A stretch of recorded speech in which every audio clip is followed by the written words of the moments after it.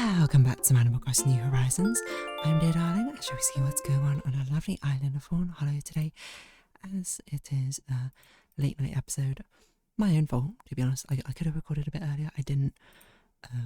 It's been a busy weekend, I would say. I recorded some in Stars and Time because for some reason I thought I didn't have any episodes for it tomorrow. It turns out I did have one episode tomorrow, and I should have recorded Ours of Sea and Sky, so I guess I'll have to record that tomorrow somehow. Yeah, but that's okay. I mean, in Stars and Time, I will say it's very much it's like getting good, the IMO. So, good evening everyone, I'm here with a late night broadcast. I hope I can make it through this. Right now in Fawnhallow is 12:50am on what should be Sunday, August 9th, 2026. And what I mean by it, I mean it was pretty good before, but now it's like, oh yeah, like I'm highly invested in trying to figure out what on earth is going on. It's like it's given me the premise, and now it's like set up for success. And it's going to be a bit difficult because, okay, so basically, I've had no time to record anything over this weekend.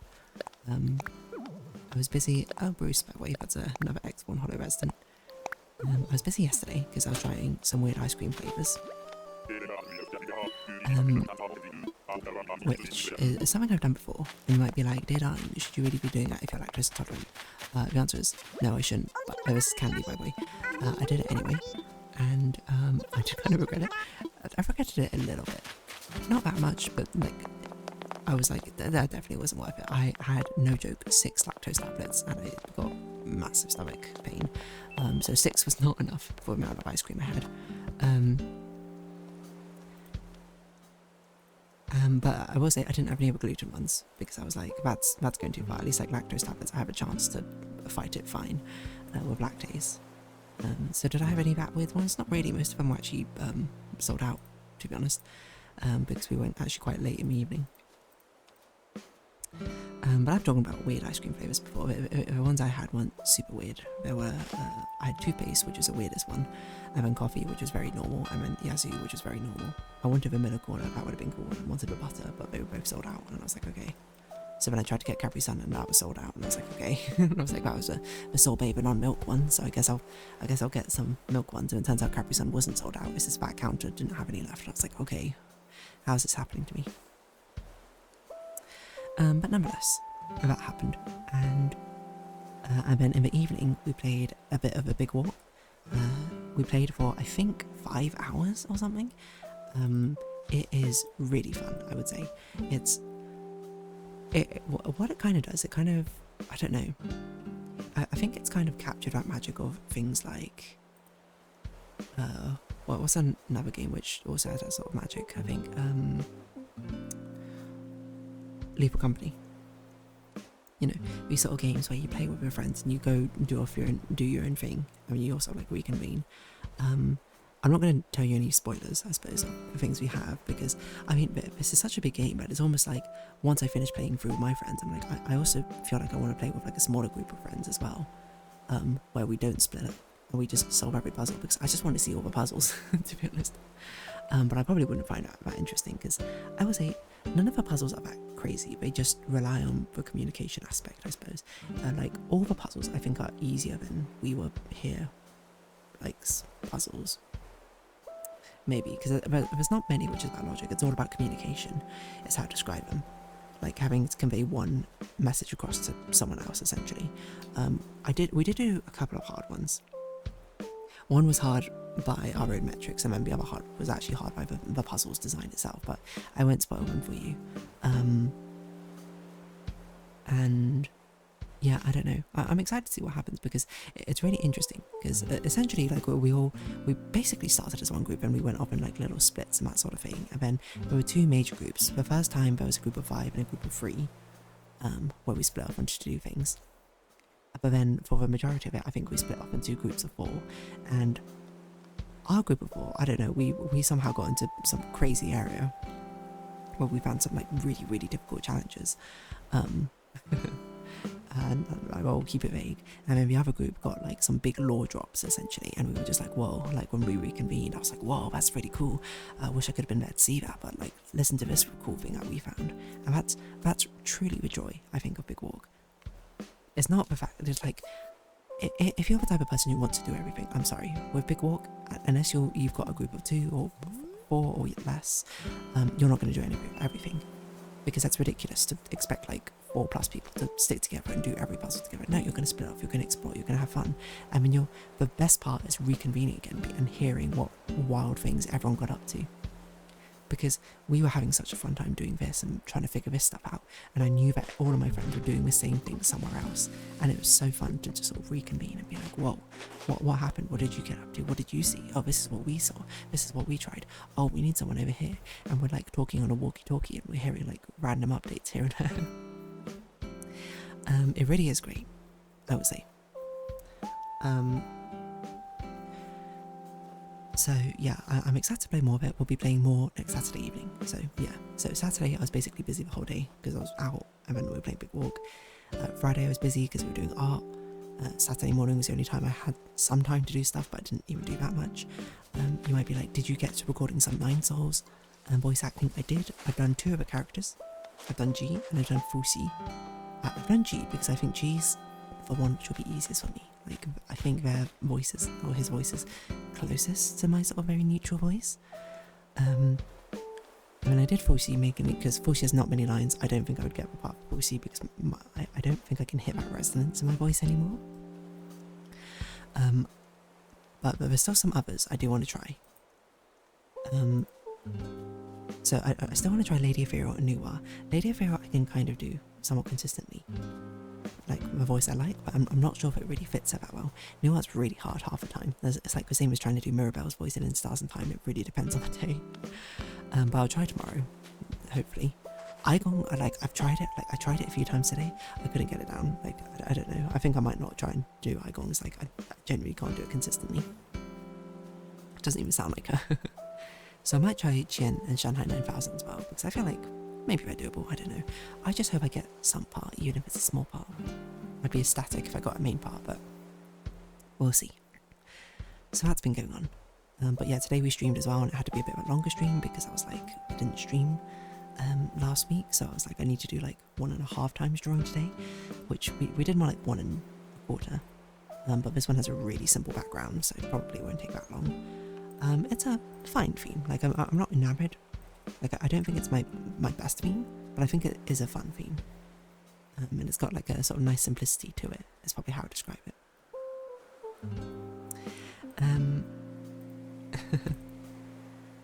But so yeah, I mean, I think that happened to last month's stream as well. I was just like, on the first like thing, I was like, okay, I'm a bit iffy about it, and by the second, I was like, okay, yeah, I'm kind of thinking it's a lot of. I think this is a cool thematic. If you've not seen the thematic, it's basically summer barbecue. It's basically what the theme is for this one. But the fashion outfit's very, very simple. It's probably what I'd say compared to some of the previous outfits.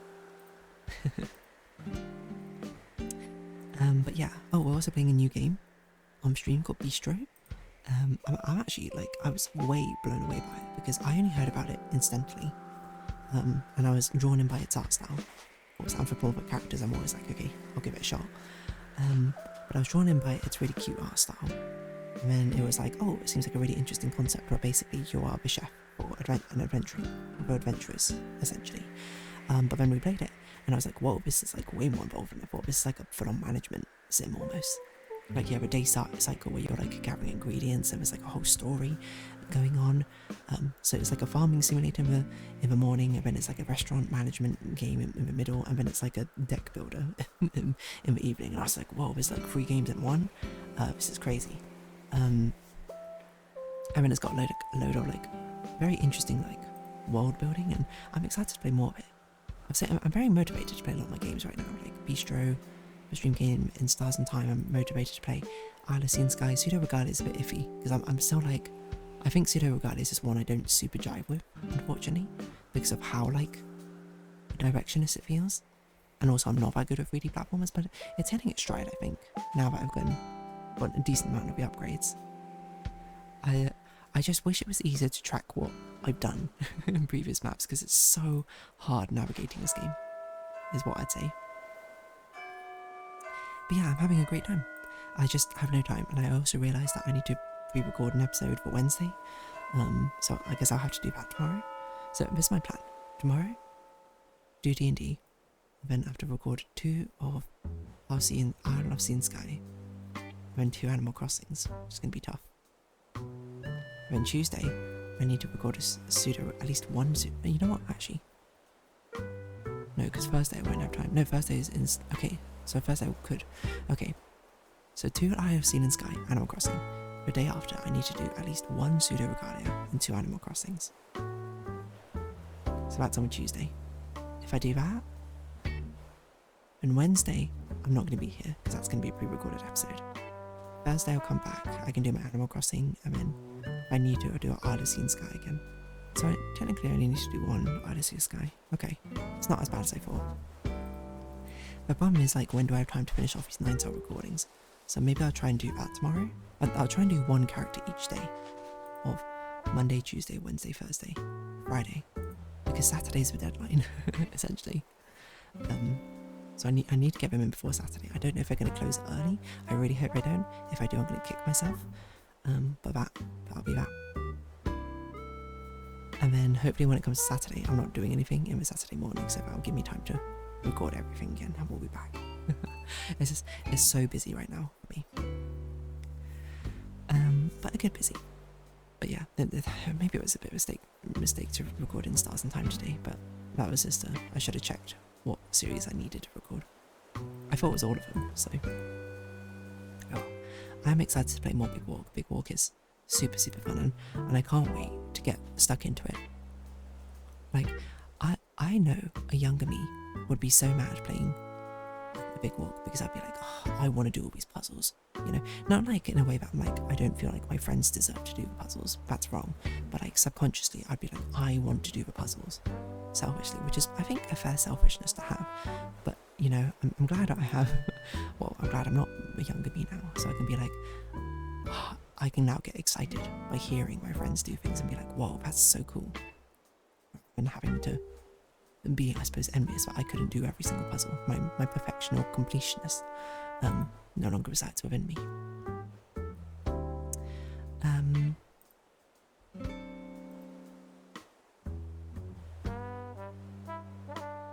But yeah, I'm excited to see what stuff will happen, to be honest.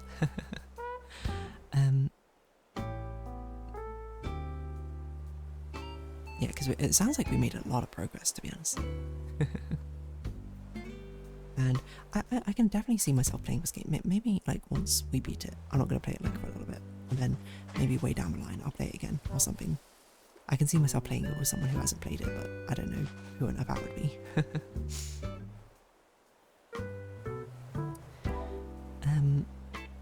Yeah, I don't know. It's a lot of fun. I appreciate the fact that we have things for up to 12 players to do. And yeah, I think it's, I mean, the friend stop genre, friend gem genre, as I like to call it, if it's actually good. Because I mean, I always say, like, I mean, A Big Walk is a pretty polished game, all things considered, so it feels wrong to call it friend stop. It's not like Live Company is not a polished game, but like, I think it's definitely going for its rustic sort of charm. I know it's a sort of grab bag of a load of different things right now that I'm talking about.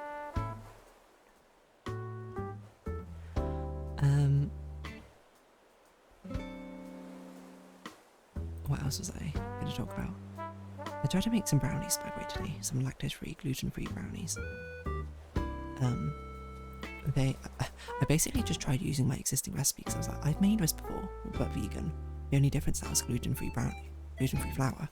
How big a difference did it make? Turns out a lot of a difference. I basically made cookies. That's how I describe it.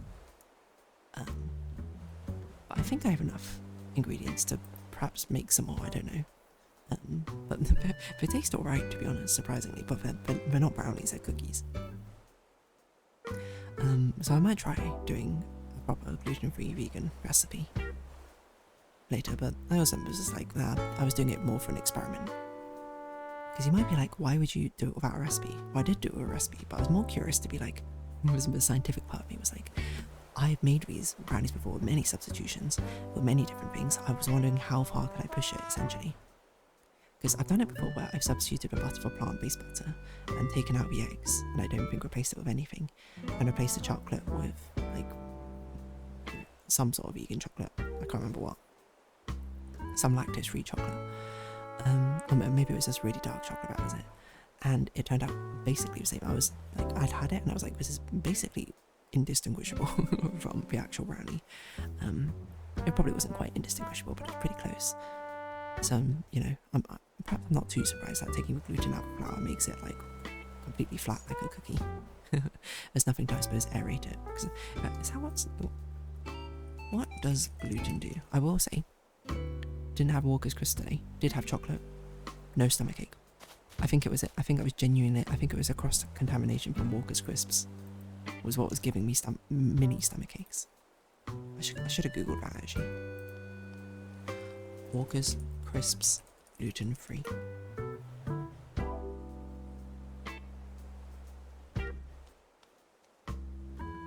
Because it's not officially, but do other people get? You don't get any reaction from them. What gluten-free crisps are there? I should actually look this up. Are Pringles gluten-free? I know kettle chips are. Because kettle chips are a real one. Pom Bears are, wow. Tyrells are? No way. Tyrells, you a real one. Unfortunately, the best one, the cheese one, almost certainly has milk in, so I can't have that anymore. That is a sad thing, is that a lot of the crisps I have are now much more boring. Apparently the chili one's okay, but I also can't have chili because it messes with my stomach now for some reason. Oh, truffle and sea salt, that's probably fine.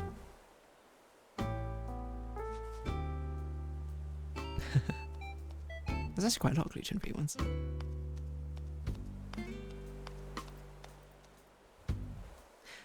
So yeah, genuinely, I guess it was Walker's Crisps.